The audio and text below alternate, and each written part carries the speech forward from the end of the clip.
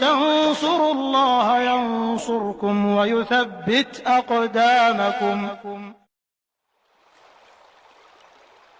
Di antara pondasi yang harus kita persiapkan ketika kita akan beramal ibadah, yang paling utama dan pertama adalah mengikhlaskan niat. Sampai-sampai para ulama, sekaliber Al-Imam Al-Bukhari ataupun Al-Imam An-Nawawi rahimahumullah, mereka menempatkan hadis nomor 1 di dalam kitab-kitab mereka, yaitu adalah hadis tentang niat.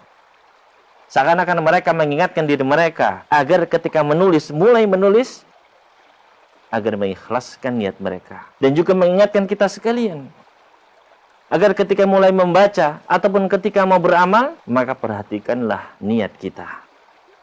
Apakah hadis tersebut? Yaitu sabda Nabi SAW, innamal a'malu binniyat. Sesungguhnya semua amalan tergantung dari niatnya. Apa makna semua amalan tergantung dari niatnya? Yang pertama adalah, yaitu bahwasannya segala amalan, seluruh amalan, diterima atau tidaknya di sisi Allah, itu adalah tergantung dari niat-niat pelakunya. Oleh karena itu, apabila kita membaca kelanjutan hadis tersebut, Nabi SAW memberikan contoh permisalan. Beliau bersabda, faman kanat hijratuhu ilallahi wa rasulih, fahijratuhu ilallahi wa rasulih. Wa man kanat hijratuhu lidunya yusibuha, aw imra'atin yankihuha, fahijratuhu ila ma hajara ilaih. Barang siapa yang hijrahnya adalah karena Allah dan Rasulnya, maka hijrahnya diterima di sisi Allah dan Rasulnya. Namun sebaliknya, barang siapa yang hijrahnya adalah untuk wanita atau harta yang ingin dia cari, ingin dia peroleh, atau wanita yang ingin dia nikahi, maka hijrahnya adalah kepada apa yang dia tuju. Maka kita kiaskan seluruh amalan. Barang siapa yang salatnya adalah karena Allah ikhlas, maka diterima di sisi Allah.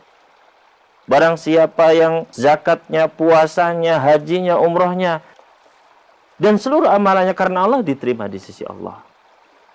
Namun sebaliknya, barang siapa yang amalnya, sholatnya, puasanya, zakatnya, hajinya, umrahnya, karena selain Allah, karena ingin dipuji orang, karena tidak enak, karena sungkan, dan lain sebagainya, bukan karena Allah Subhanahu wa Ta'ala, maka itulah yang akan dia dapatkan. Tidak mendapatkan apa-apa di sisi Allah Subhanahu wa Ta'ala. Kemudian yang kedua, innamal a'malu binniyat.